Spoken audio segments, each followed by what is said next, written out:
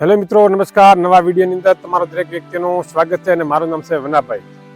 આજના વિડીયોની અંદર મિત્રો આપણે વાત કરવાની છે કે પશુઓનો જે મેલ પડાયા પછી કયા પ્રકારના રોગો થતા હોય તેની સંપૂર્ણ વાત કરવાની છે. હાલમાં મિત્રો ઉનાળાની ગરમીનો સમય ચાલી રહ્યો છે અને ધીરે ધીરે પશુઓ જેમ જેમ ચોમાસું આગળ આવશે એટલે કે ચોમાસાના દિવસો જેમ નજીકના આવતા રહેશે તેમ તેમ પશુઓનો વિયાવાનો સંખ્યા પણ છે મિત્રો એ પણ વધતી જવાની છે. અને તેમાં મિત્રો જે પશુપાલક મિત્રોનો જે મોટામાં મોટો પ્રશ્ન હોય તો એક જ પ્રશ્ન છે કે પશુ છે તે વિયાયા પછી મેલ પડતો નથી. ઘણા બધા વિસ્તારોની અંદર મેલને અલગ અલગ નામથી ઓળખવામાં આવતા હોય છે, પણ આપણે સાદી ને સિમ્પલ ભાષાની અંદર પશુપાલકોને વાત કરીએ તો કે મેલ કેમ પડતો નથી, તો એની પાછળ ઘણા બધા કારણો હોય છે. કોઈ પશુની ગરમીનું પ્રમાણ વધારે હોય છે, કોઈ પણ પશુ વિયામાં 10-15 દિવસ વહેલું વિયાઈ જતું હોય છે. ઘણા બધા કારણોને કારણે મિત્રો છે ને જે પશુઓ જે છે તેનો મિત્રો મેલ પડતો નથી અને આખરે પશુપાલકોને કંટાળી અને મેલ ડોક્ટરો દ્વારા પાડવો પડતો હોય છે. તો મેલ પાડ્યા પછી મિત્રો કયા પ્રકારના રોગો થાય તેની વાત કરવાની છે.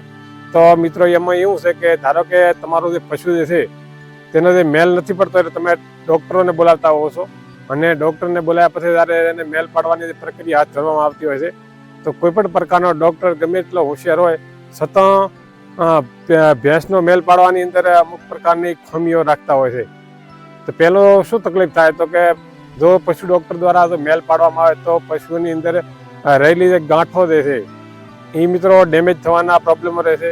બીજું એ છે કે પશુનું જો ગોઠો ડેમેજ થાય તો ત્યાંથી લોહીનું એટલે કે રક્તસ્રાવ થતો હોય છે અને એના કારણેથી પશુનું જે રક્ત છે એ ઘટતું હોય છે. એનાથી પશુ કમજોર પડી જતું હોય છે. એક પણ આ પણ બીમારી લાગુ પડે છે. સાથે સાથે મિત્રો છે કોઈ પણ પ્રકારના ડોક્ટરો ગમે એટલા હોશિયાર હોવા છતાં સંપૂર્ણ મેલ પાડી નથી શકતા. અમુક ટકા મેલ અંદર રહી જતો હોય છે અને મેલ અંદર રહી જવાના કારણે મિત્રો એક પ્રોબ્લેમ એ થાય કે શું તો કે તેની અંદર મેલ જે રહી ગયો હોય તે મિત્રો સડતો હોય છે અને તેના કારણથી મિત્રો છે ને તેની જે બચ્ચાદાની છે તેની અંદર ઇન્ફેક્શન ફેલાઈ જતું હોય છે. ઇન્ફેક્શન ફેલાવાથી મિત્રો શું થતું હોય તો કે ઇન્ફેક્શન ફેલાવાના કારણે પશુ બળ વધુ કરતું હોય છે અને આખરે પશુ છે ને આ ગાઢતું હોય એટલે કે આ બતાવવાનું કામકાજ ચાલુ કરી નાખતું હોય છે.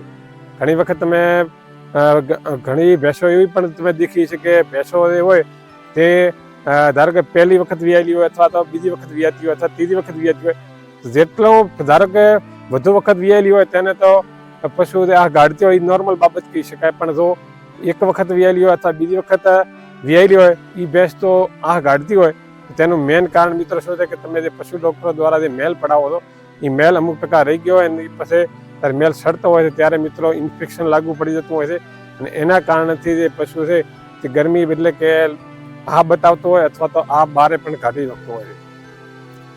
તો આ પણ કાઢી નાખતો હોય આ પણ એક મોટામાં મોટી બીમારી છે. અને એના સિવાય બીજી બીમારી એ છે કે ધારો કે મિત્રો મેલના અમુક ટકા અંદર મેલ રહી ગયો અને ઇન્ફેક્શન પણ થઈ ગયું છે તો તેનાથી પશુ શું તકલીફ થઈ શકે. તો પહેલી તકલીફ તો એ છે કે પશુપાલકનું જે ભેંસ છે જે ગયા વેતરની અંદર 5-6 લીટર દૂધ આપતી હોય તે મિત્રો 5-6 લીટર દૂધ આપતી નથી. તે પશુ છે તે મિત્રો 3 થી 3.5 લીટર દૂધ આવે એટલે કે દૂધમાં મિત્રો ઘણી બધી કપાત થઈ જાય છે. પહેલો પ્રોબ્લેમ મિત્રો આ પણ છે. મેલ પડાવવાથી બીજો મિત્રો પ્રોબ્લેમ એ પણ થાય છે કે પશુ છે તે ઉછલા પણ મારતો હોય છે એટલે કે રહેતો નથી. પછી અમુક પશુઓ જે છે તે વિયાયા પછી મિત્રો છે ને તે 3 મહિને કે 2 મહિને 3 મહિને ગરમીમાં આવી જવા જોઈએ, પણ ગરમીમાં આવતા નથી લેટ આવતા હોય છે. આ પણ પ્રોબ્લેમ થાય. ગરમીમાં આવ્યા પછી પશુ રહેતો નથી, ઉછલા મારતા હોય, આ પણ એક પ્રોબ્લેમ થાય. અને મોટામાં મોટો પ્રોબ્લેમ મિત્રો એ થાય કે ધારો કે પશુને મેલ પડાયેલો હોય તો તે પશુ દૂધે ચડતું નથી અને સાથે સાથે પશુ છે તે નિયમિતપણે દૂધ આપતું નથી. એટલે કે એનો કોઈ સમય હોતો નથી. ધારો કે સવાર તમે જ્યારે પશુનું દૂધ દોવા માટે જતા હો ત્યારે તે સમાતી નથી. કહેવાનો મતલબ એ જે પારસવી જોઈએ સમય પ્રમાણે તે પારસતી નથી અને એનાથી લોકોને ઇન્જેક્શન આપવા પડતા હોય છે. તો એક બીમારી આ પણ મિત્રો થઈ શકે છે. તો એક ખાલી નોર્મલ જો મેલ પાડવાથી જો આટલા બધા રોગો થતા હોય છે એની કોઈને પણ ખ્યાલ હોતો નથી. અને ખાસ કરીને મિત્રો એ છે કે મેલ અંદર રહી જવાને કારણે ઘણા બધા પશુઓ છે તેની અંદર કમજોરી આવી જતી હોય છે. એટલે કે દિવસે દિવસે જે પશુ હોય છે તે ખોરાક પણ ઓછો કરતો હોય છે અને આખરે દૂધ પણ ઓછું કરતો હોય છે. આનાથી પશુપાલક જે મિત્રો છે એમને મિત્રો મોટામાં મોટું નુકસાન થતું હોય છે. તો આ મેલ પડાયા પછીની મિત્રો આ બીમારી છે. તો આ બીમારીથી બચવા માટે આપણે શું કરવું જોઈએ? તો બીમારીથી બચવા માટે પહેલો મિત્રો એ છે કે કોઈ પણ પ્રકારનું પશુ વ્યાઈ જતું હોય અને વ્યાઈ ગયા પછી મિત્રો એ પશુનો મેલ બને ત્યાં સુધી ન પડાવવો જોઈએ તેવું મિત્રો આપણે કરવું જોઈએ. ના પડાવવા માટે શું, તો પશુનો એક તો લોબી રાહ પણ જોવી જોઈએ. ઘણા લોકો 8-9 કલાકની અંદર મેલ પડાવી દેતા હોય, અમુક લોકો 10-12 કલાકમાં પડાવતા હોય. તો ઓછામાં ઓછો 24 કલાકનો સમય રાખવો જોઈએ. ધારો કે પશુ વ્યાયું હોય ત્યાંથી કરી અંદર મેલ પાડવાની પ્રક્રિયા હાથ ધરવાની હોય તો 24 કલાકનો જો સમય તમે લેવામાં આવે તો ઘણો બધો રાહત તમને થઈ શકે છે. અને મેલ અત્યારે મિત્રો એવું છે કે પશુપાલનના ખોરાકો એવા થઈ ગયા છે એના કારણથી મિત્રો મેલ પડતા નથી. વધુ પડતા ગરમીના પદાર્થો આપો તો પણ આવું મિત્રો થતું હોય છે. ધારો કે અત્યારે હાલ ઉનાળાની ગરમી ચાલુ છે અને હાલમાં ધારો કે કોઈ પણ પ્રકારનું પશુ વ્યાતું હોય એની અંદર ગરમીયુક્ત પદાર્થો તમે જો પશુને ખોણ દળની અંદર આપતા હો તો પણ પશુ છે તે વિયાવાનો સમય હોય એથી 10-15 દિવસ વહેલા વીએ જતા હોય છે. અને આખરે પશુનો જે મેલ પાડવાની જે પ્રક્રિયા છે તે ડોક્ટરો દ્વારા બોલાવી અને પડાવવો પડતો હોય છે. તો આમાં મોટા કારણો હોવાને કારણે આટલા બધા બીજા પણ કારણો સાથે હોય છે અને આખરે બીજા રોગોનો ભોગ બનવું પડતું હોય છે.